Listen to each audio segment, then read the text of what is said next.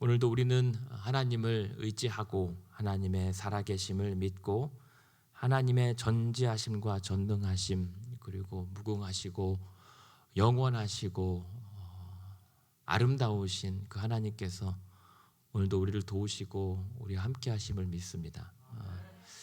그러나 그런 완벽한 하나님에 비해서 우리는 너무나도 볼품없고 초라해서 그리고 무능하고 연약해서 그 하나님 나와 함께 하신다라고 고백하면서도 돌아서서는 염려하기 바쁩니다. 그래서 오늘도 기도하러 나왔지만 어쩌면 우리는 무거운 마음으로 낙심하고 번민하고 고뇌합니다. 우리가 힘들다라고 하고 근심한다라고 하는 무엇입니까? 내 뜻대로 안 되고 내 힘으로는 버겁고 내가 감당해야 되는데 힘을 내야 되는데 혹은 힘써야 되는데 바람 만큼 상황이 여의치 않거나 힘에 부칠 때 우리는 염려하고 근심하고 답답해합니다. 혹은 분명 힘쓰면 안 되는 일이 분명한데 자꾸만 그 마음을 추스르기가 힘들어서 힘쓰지 말아야 할 일들에 힘쓰다 보니 자연스럽게 따라오는 것이 걱정과 두려움과 불안입니다. 무슨 말씀을 드리고자 하는가 하면 오늘 본문에 아합 왕이라고 하는 북이스라엘의 왕이 등장합니다.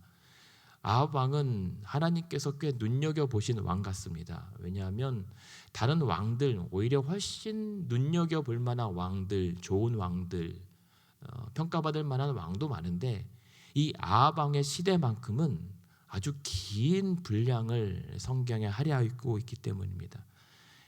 사실 우리가 보기에는 주인공답지 않은 오히려 빨리 사라졌으면 기록에서 없었으면 하는 왕인데 하나님은 이 아합 왕 시대의 이야기를 열왕기 하까지 계속 끌고 가세요. 그것은 분명 하나님께서 이 왕들, 열 왕들의 기록 가운데 주목하고 우리에게 들려주고 싶은 하나님의 메시지가 있다라고 하는 반증이겠죠. 그런 아합 왕의 스토리 가운데 오늘 43절에 보니까 이스라엘 왕이 근심하고 답답하다라고 얘기합니다. 그런데 조금 더 나가 보면 21장 4절에도 보면 이스라엘 왕 아합이 근심하고 답답하여 그냥 침대에 누워 있었습니다. 나중에는 21장 마지막에 보면은 뭐라고 하냐면 27절에 오죽 근심하고 답답했으면 풀이 죽어 누워 우리말로 표현하면 머리를 싸매고 들어 누워 앉았습니다. 이 아합 왕처럼 어쩌면 우리도 근심하고 염려하며 그렇게 애쓰며 살아갈 수 있을 것 같은데요. 근데 오늘 읽어드렸던 본문의 왕의 근심하고 답답함은 조금 달라요. 일이 잘 돼요. 계획한 대로 성공했습니다. 본인의 의지대로 여러 가지 어려운 상황을 극복했습니다. 달리 말해서 전쟁에서 승리했어요. 남들이 전혀 기대하지 못하는 이 전쟁의 승리였습니다. 아람 왕 베나닷이라고 하는 왕을 그것도 한 번이 아니라 두 번에 걸쳐서 완전히 대파하고 그 왕까지도 살려보낼 정도로 사람들에게는 엄청난 성공을 거둔 상황이었습니다. 그런데 이기고도 아합 왕은 지금 근심하고 답답하답니다. 왜 그럴까요?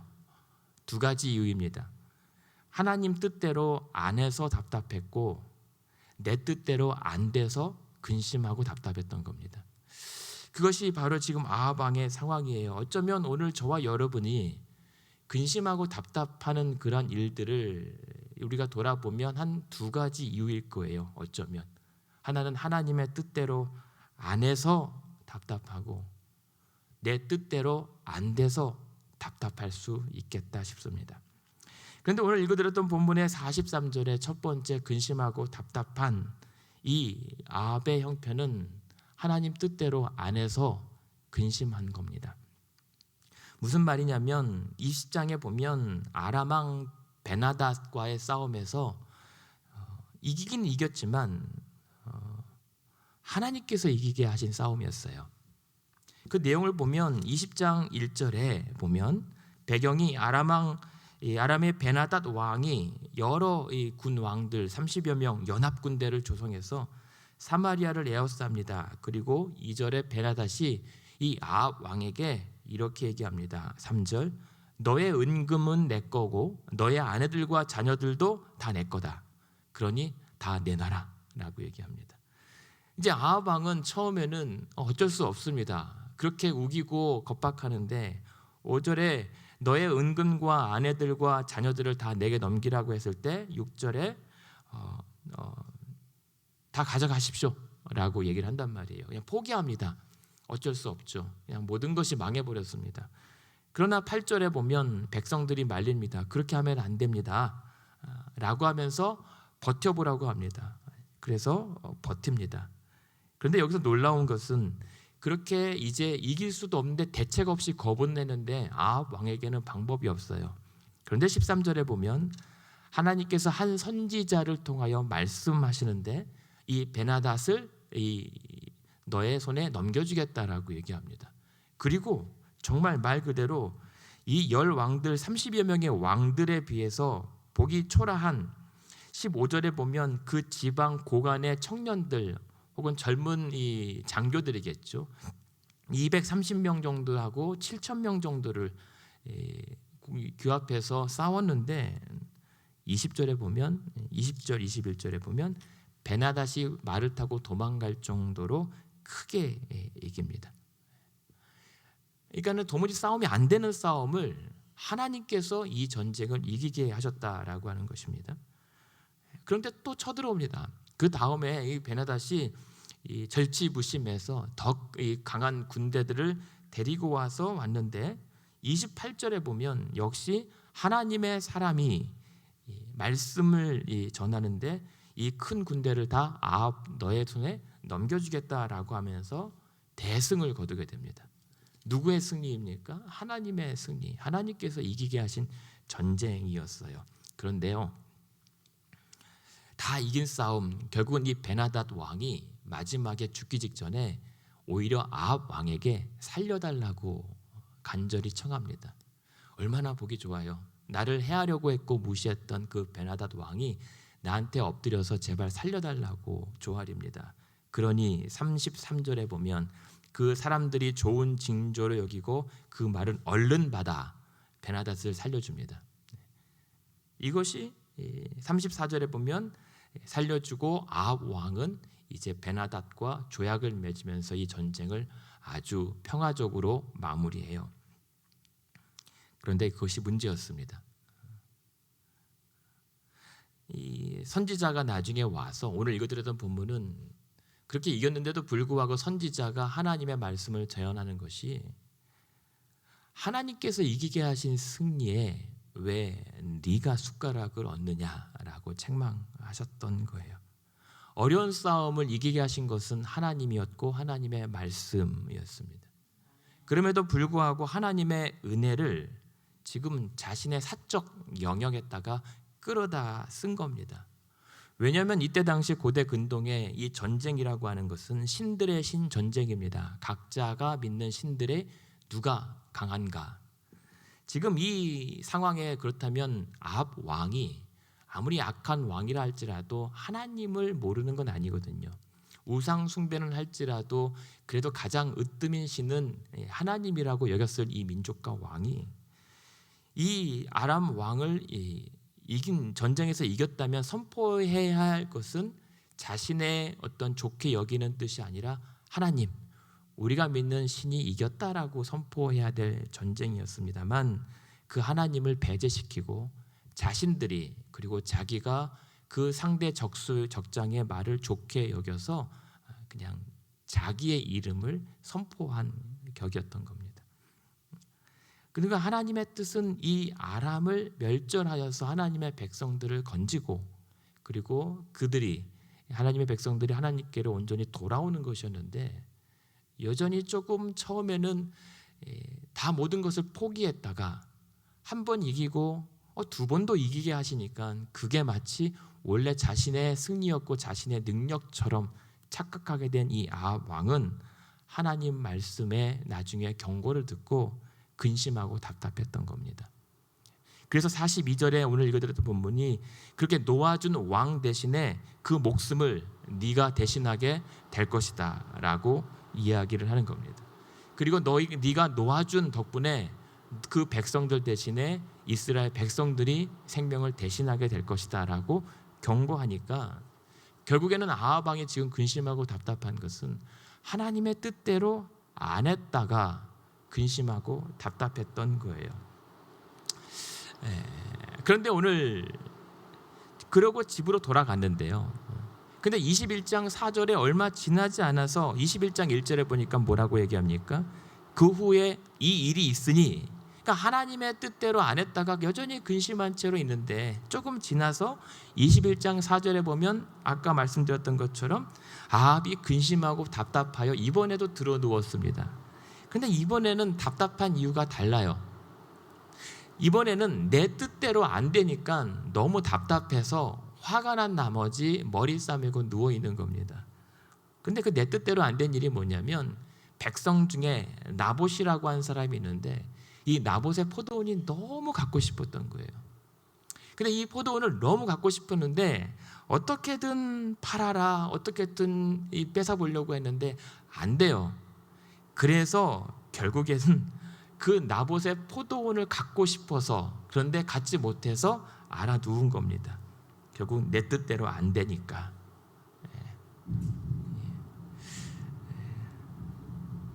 결국은 이 아합 왕이 두 번째 답답한 건 뭐냐면 내가 돌봐야 할 백성의 것을 탐하다가 결국엔 자기 풀에 쓰러진 거죠. 그러니까 이 두 가지 대조적인 근심하고 답답함의 모습을 우리가 생각해 본다면 아합이 크게 잘못한 건 무엇입니까? 결국에는 이 나봇을 죽이고 포도원을 뺐거든요. 자기가 갖고 싶은 것을 뺏어요. 대신에 자기 손에 피를 안 묻히고 아내의 이세벨의 손에 피를 묻히고 이제 그것을 즐겁게 취하게 되죠. 16절입니다. 아합은 21장 16절인데 나봇이 죽었다함을 듣고 바로 일어나 양심의 가책도 없이 이스라엘 사람 나봇의 포도원을 차지하러 그리로 내려갔다. 이제야 조금 마음이 편해진 것 같습니다. 하지만 이 아합은 크게 잘못한 것이 20장에서 죽여야 할 사람은 살리고 21장에 정작 살려야 할 사람은 죽여버리는 잘못을 저지르게 된 것이죠. 순종해야 할 하나님의 뜻은 저버리고 하지 말아야 할 내 뜻은 어떻게든 관철시켰던 아합 왕의 어쩌면 청개구리 같은 그런 심보였던 겁니다. 결국은 할 일은 안 하고 하지 말아야 할 일을 하다가 근심하고 답답합니다. 하나님의 뜻은 안 이루고 자꾸만 내 뜻도 안 되다 보니 이 아합 왕의 인생은 계속 근심과 답답함 투성입니다. 혹시 우리가 그런 건 아닌가? 오늘도 근심하고 염려스럽고 답답한데 그 이유가 하나님의 뜻 따라 그 뜻을 이루지 못해서가 아니라 하나님의 뜻대로 안 따르다가 생기는 근심과 답답함 아닌가? 무섭죠? 이렇게 천둥 번개 치면. 루터라고 하는 그 개혁가, 종교 개혁가가 이렇게 가다가 태풍과 번개 속에서 내가 하나님 나만 살려주시면 내가 수도사가 되겠습니다라고 서약했다가 결국은 종교개혁까지 이르게 됐는데 이제 그런 상황에서 다시 본문으로 돌아가면 우리가 오늘 근심하고 답답할 때 대부분 우리가 답답한 건요 내 뜻대로 되지 않아서 답답하죠. 정말 하나님 뜻이 이루어지지 않아서 답답하기보다는 하나님의 뜻보다 내 뜻이 더 앞서다. 그것이 자꾸만 막히고 지체되니까요. 여러분 오늘 이 아침에 우리는 하나님 말씀 앞에 확인하고 점검해 봐야죠. 나는 오늘 왜 답답하고 근심하는가? 하나님의 뜻대로 하지 않아서 하나님의 뜻이 이루어지지 않아서 답답한가? 아니면 21장처럼 내가 갖고 싶은 것, 내가 원하는 뜻이 이루어지지 않아서 염려스러운가?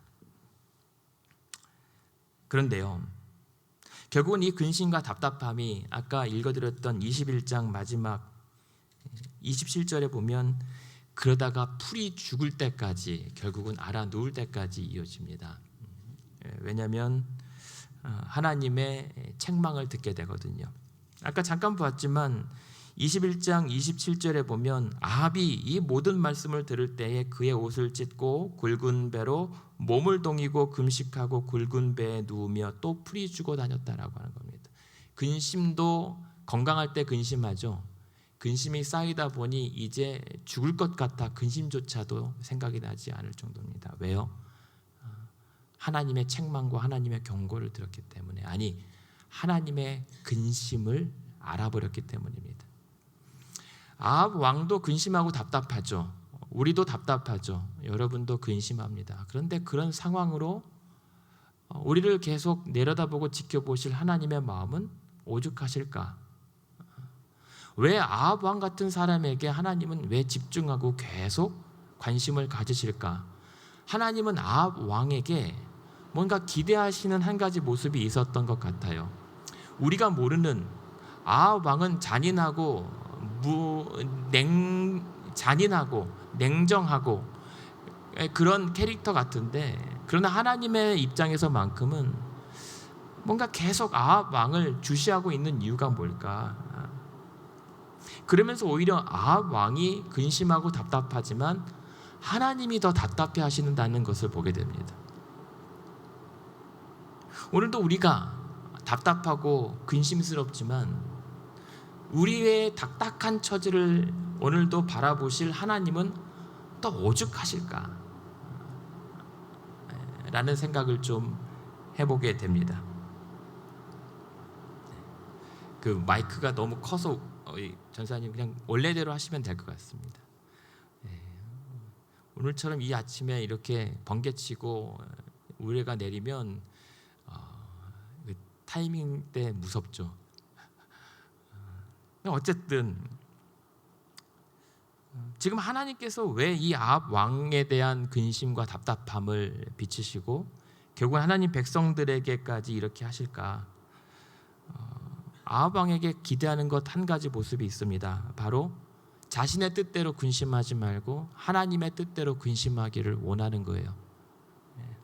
그래서 28절 29절에 보시면 이렇게 얘기합니다. 아합이 내 앞에서 겸비함을 내가 보느냐? 그가 내 앞에서 겸비함으로 내가 재앙을 저의 시대에는 내리지 아니하고 그 아들의 시대에야 그의 집에 재앙을 내리리라 하셨더라 이야기합니다. 하나님은 아합 왕의 회개를 기다리셨던 것 같습니다. 물론 이 회개가 나중에 이 아합 왕의 삶을 바꾸거나 어떤 결론을 더 좋게 만들진 않아요. 제가 보기에는 일시적입니다. 그냥 믿지 못할 한낱 투정에 불과한데 하나님은 그러나 그가 굵은 배로 몸을 동이고 굵은 배에 누우며 풀이 죽으면서 근심했던 것을 하나님은 회개로 여겨주셨던 것 같아요. 그래서 하나님께서 엘리야에게, 디셉 사람 엘리야에게 뭐라고 하냐면 네가 내 앞에서 아합 왕의 겸비함을 보았느냐라고 오히려 어쩌면 자랑까지 해 보이시는 장면입니다. 하나님께서 아합 왕에게 바랬던 것은 그것 한 가지고요. 오늘 저와 여러분에게서 하나님께서 기대하시고 주목하시는 이유는 그것입니다. 하나님 앞에 겸비함. 여러 가지 분주함과 여러 가지 많은 전쟁의 승리의 대가가 아니라 그 모든 것을 통하여 하나님 앞에 순전할 수 있고 겸비할 수 있다면 하나님은 오늘 우리를 이기게도 하시지만 오히려 지게도 하십니다. 왜냐하면 하나님께서 원하시는 것은 우리의 승리가 아니라 하나님의 영광, 그리고 승리의 결과물과 사람들의 평가와 칭찬이 아니라 사람들의 존경이 아니라 하나님의 백성들의 구원이기 때문입니다. 그래서 오늘도 이 아합 왕이 결국에는 처음에는 하나님의 뜻을 따르지 않아서 근심했고 내 뜻대로 되지 않아서 근심했지만 마지막에 종국에 와서는 하나님 앞에 하나님께서 원하시는 하나님 뜻대로 하는 근심에 이르렀던 모습을 보게 돼요. 그러니까 하나님의 뜻대로 하는 근심이라면 우리는 답답해도 좋습니다. 그게 하나님의 구원을 이루는 길이기 때문입니다. 그리고 그것이 애통하고 상한 심령으로 하나님의 뜻이 무엇일까? 하나님의 뜻을 따르지 않아서 두려운 것이 아니라 하나님의 뜻을 따르는데 좀처럼 하나님의 뜻이 이루어지지 않는 것 때문에 괴로워한다면 그것이 맞습니다. 그래서 바울도 얘기를 하죠. 그 천하의 바울도 하나님의 뜻을 쫓아 계속 가는데 하나님의 뜻이 마치 안 이루어진 것 같아요. 하지만 그때마다 이렇게 고린도후서 7장에서 이렇게 고백합니다. 육체가 편하지 않는다. 사방으로 환난이 가득 차고 밖에서는 다툼이 일어나고 우리 안에서는 두려움만 가득 차다. 하지만 하나님의 뜻대로 하는 근심은 그러나 결국 후회할 것이 없는 구원에 이르는 회개를 이룬다고 믿는다. 세상의 근심은 결국 사망을 이루지만 하나님 뜻대로 하는 근심은 구원을 이루게 할 줄로 믿는다라고 선언합니다. 오늘도 이 아침에 염려하시고 근심하십시오. 답답해 하십시오. 그러나 그 이유가 하나님의 뜻이 분명함에도 불구하고 그 뜻대로 따르지 않아서 혹은 하나님의 뜻과 상관없이 내 바램과 내 열렬한 어떤 간절한 뜻이 잘 이루어지지 않아서 답답해 하기보단 나의 그런 처지와 상관없이 하나님의 뜻이 어디에 있는지를 답답해하고 그 하나님의 뜻을 온전히 순종하고 따라야 되는데 그러지 못한 것에 대하여 마음껏 근심하시기를 바랍니다. 왜냐하면 그것이 우리의 구원에 이르게 하는 회개이기 때문입니다. 그리고 그 하나님의 뜻 때문에 근심하고 염려하는 것이라면 답답해도 괜찮습니다. 왜냐하면 하나님의 뜻은 우리를 향한 계획은 재앙이 아니라 평안이기 때문입니다. 결국은 지금 답답해도 종국에는 평안으로 하나님께서 우리와 함께 하실 것입니다. 그러니 어떻게 하면 오늘도 기도 가운데 하나님 나는 답답하고 염려스러운 이 상황에서 하나님의 뜻이 어딘지 몰라서 근심스럽습니다. 그리고 이런 답답한 상황에서 하나님의 뜻을 어떻게든 이뤄 가시기를 간절히 소망합니다. 그런 또 다른 차원의 근심과 거룩한 답답함이 우리 기도 가운데 일어나기를 바랍니다. 그래서 하나님의 뜻이 분명한데 그 뜻이 분명한데도 더디고 자꾸만 실패하는 것처럼 보이고 그냥 하나님의 뜻이 뭉개져 버린 것처럼 보이더라도 정말 그것이 하나님의 뜻이라면 안심해도 괜찮습니다. 우리 눈에 보기에는 그 뜻이 자꾸만 버려진 것 같고 하나님 안 계신 것처럼 보이고 대체 하나님의 정의와 하나님의 공의와 하나님의 그 위엄과 영광은 어디로 갔단 말인가 탄식할지라도 그것은 우리가 근심하고 답답해하되 염려하거나 불안해할 것은 하나도 없습니다. 왜냐하면 하나님의 뜻은 반드시 이루어지기 때문에. 그리고 하나님은 자신이 그렇게 저주받는 십자가까지 낮춰주실지라도 그것이 하나님의 뜻과 구원을 이루는 과정이라면 기꺼이 마다하지 않고 하나님은 그렇게라도 일하시기 때문입니다. 오늘 우리의 뜻이 아니라 하늘의 뜻이 이 땅에서 이루어지기를 기도하며 탄식하며 그렇게 상한 심령으로 기도하는 아침 되기를 원합니다. 그랬을 때 결론은 무엇입니까? 열왕기 말씀 목사님들이 아침마다 설교하셨을 때 강조되는 것이 무엇입니까? 열왕기의 주인공들은 왕들이 아니라 하나님이시라는 것. 그리고 하나님께서 이 열 왕들의 역사와 시간을 하나님의 말씀으로 통치하고 계시다라는 사실입니다. 그렇다면 오늘 저와 여러분의 살아가는 이 땅과 여러분의 인생 가운데서도 세상 사람들이 주인공이 아니라 나의 성공과 패배가 주연이 아니라 하나님이 주인공이시고 하나님의 말씀이 우리를 다스리는 주체 되신다라고 하는 겁니다. 그리고 하나님의 말씀은 열왕기 시대에 우리가 이미 살펴봤던 신명기 28장 말씀에 순종하면 복을 얻고 불순종하면 저주를 입겠다라고 하는 그 하나님 말씀의 분명의 원칙에 따라서 다스려지고 있는 거예요. 그리고 그 가운데 예외를 두셨다면 그래도 화를 입는 게 마땅하지만 오늘처럼 근심과 답답함으로 풀이 죽어가는 한 영혼의 회개를 기뻐하신다. 그래서 심지어 므낫세라고 하는 더 극악한 왕도 그 회개를 기뻐하시면서 자랑까지 하시는 참 속없는 하나님의 그 안타까운 마음들, 우리가 이해하고 우리가 오히려 하나님의 근심을 풀어드릴 필요가 있습니다. 그래서 엘리야라고 하는 사람이 이 아합 왕의 답답한 시대를 말씀의 선지자로서, 하나님의 말씀의 사역자로서 계속 그 맥을 이어가고 있는 것입니다. 오늘도 말씀의 지배와 통치를 받으십시오. 하나님 말씀이 여러분들의 삶을 주관하게 하여 주십시오. 그래서 열왕기서의 말씀을 계속 보면 계속 하나님의 말씀이 역사하고 흥왕하며, 그래서 여리고 성에 무너진 것도 다시 쌓을 때 그 오래전 옛날 그냥 지나간 추억과 얘기 같지만 그 시대에도 그 성을 하나님의 말씀을 어기고 싸울 때에 완전 하나님의 엄중한 심판을 받게 되는 사실을 열왕기에도 기록하는 건 그거예요. 마찬가지입니다. 오늘 이 아침에도 하나님의 말씀이 우리를 다스리고 계십니다. 그리고 그 말씀으로 우리의 구원과 회복과 회개를 기뻐하십니다. 그런 과정까지 오히려 우리가 아니라 하나님이 안타까워하며 답답해 하신다는 사실, 우리는 알아야 할 것입니다. 그렇게 오늘 결국에는 아합이 근심하고 답답했지만, 결국에는 그래도 약간이지만, 그냥 피상적일 수 있지만, 하나님께서 아합이 내 앞에서 겸비함을 네가 보았느냐, 그가 내 앞에서 겸비함으로 내가 재앙을 저의 시대는 내리지 않겠다라고 했던 것, 그러나 결국에는 아들의 시대의 그 재앙을 하나님께서 심판하셨던 것처럼 오늘 우리가 그렇게 하나님의 속내, 우리의 용서와 구원과 하나님의 은혜가 여러분의 기도에 응답되기를 원하고요, 내 뜻이 하나님 뜻 될 때까지 기도하기를 원하고, 그렇게 기도하며 여전히 우리에게 짊어졌던 수고하고 무거운 짐진 것들이 다 기도하며 하나님의 뜻에 그냥 내려짐을 받기까지, 또 기도할 때에 그리스도 예수 안에서 허락된 그 은혜와 평강이, 하나님의 평안이